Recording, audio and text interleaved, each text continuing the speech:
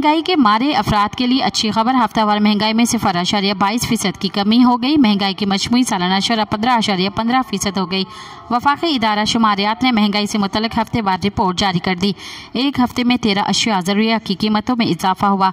दायरा शुमारियात के मुताबिक हालिया हफ्ते 10 अशिया सस्ती और 28 की कीमतें मुस्तहकम रहीं। एक हफ्ते में आलू 3.33% महंगे हुए, लहसुन 2.97 और दाल मूंग की कीमत में 2.84% इजाफा हुआ।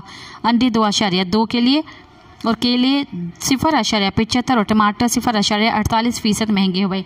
घी 0.36, जलाने वाली लकड़ी 0.29 और सिगरेट से 0.8% महंगे हुए।